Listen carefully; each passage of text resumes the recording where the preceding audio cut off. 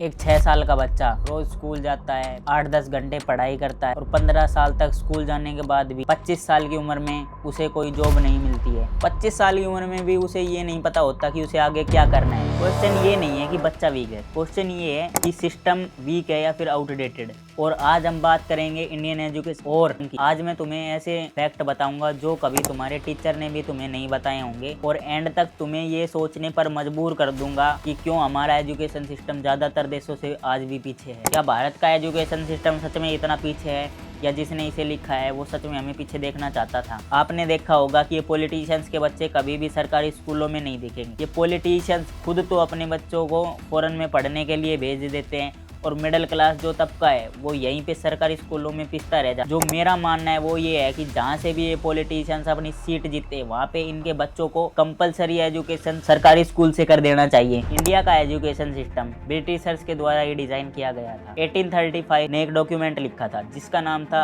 1 minute on education system of India. उनका कहने का ऑब्जेक्टिव क्या था? A class of person in India blood and colour but in English taste. मतलब एक ऐसा वर्ग जो शरीर से तो भारतीय पर सोच से अंग्रेज हो। असल में उनको सरकार के नौकर चाहिए थे। उनको कोई ऐसा नहीं चाहिए था जो सरकार से सवाल पूछ सके और सिस्टम को बदलने की उनको क्रिएटिव बंदे नहीं चाहिए थे। उनको चाहिए थे अपने नीचे काम करने वाले। और शॉकिंग फैक्ट ये है कि आज भी हमारा सिस्टम उसी स्ट्रक्चर को फॉलो करता है। Same structure, same exam based structure, same memory test, same hierarchy model. और अब मैं तुमसे एक सवाल पूछता हूँ, अगर बनाने ही सरकारी नौकर थे तो फिर इनोवेशन का क्या? इनोवेशन क्या हो रही है 2026 में? इंडिया में इंटेलिजेंस का मतलब क्या है? 95% in boards, IIT clear, NEET clear. लेकिन इंटेलिजेंस का मतलब सिर्फ इतना नहीं होता है। इंटेलिजेंस 7-8-9 प्रकार की होती है। रिसर्च के हिसाब से मेमोरीज 8-9 प्रकार की होती है। Logical, creative, educational, emotional, kinetic और सोशल। लेकिन स्कूल टेस्ट क्या करता है? बोर्ड्स एग्जाम, मार्क्स और स्पीड राइटिंग,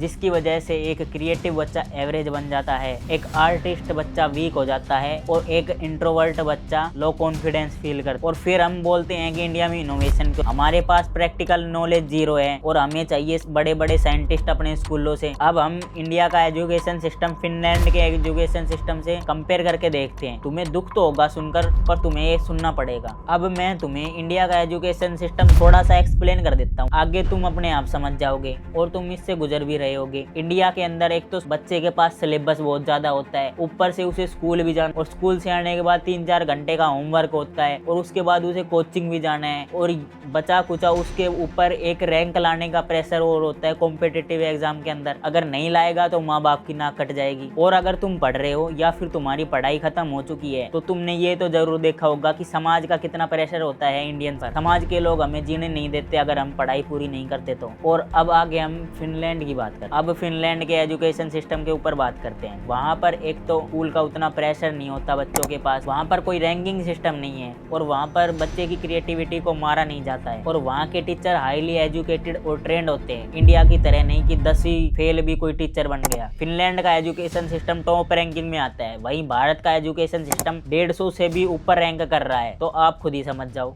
इंडिया के एजुकेशन सिस्टम में लोगों, टीचर्स और गवर्नमेंट का यही उद्देश्य होता है कि क्वालिटी के ऊपर तो हम कॉम्प्रोमाइज कर दें और क्वांटिटी इतनी दे दे कि बच्चा पागल हो जाए। चलो अब एक एक्सपेरिमेंट करते हैं। मैं तुमसे पूछता हूँ, व्हाट इज फोटोसिंथेसिस? क्या तुम बता पाओगे? तुम बता तो दोगे, पर तुम इसका एक्चुअल कॉन्सेप्ट है, इसको रियल लाइफ में कहाँ यूज करना है उसको नहीं बता पाओगे। ये तुम्हारी गलती नहीं है, ये इंडियन एजुकेशन सिस्टम ही उस हिसाब से डिजाइन किया गया है कि तुम सरकारी नौकर बनकर रह जाओ। क्योंकि सिस्टम ने हमें कभी ये चीज सिखाई ही नहीं। सिस्टम ने जो हमें सिखाया है वो है आंसर याद करो, क्वेश्चन है उसका पैटर्न याद करो, एग्जाम के बाद भूल जाओ। इसे रोट लर्निंग कहा जाता है और यही सबसे बड़ा कारण है कि इंडिया ग्लोबल इनोवेशन इंडेक्स की टॉप 10 की लिस्ट में भी नहीं आता।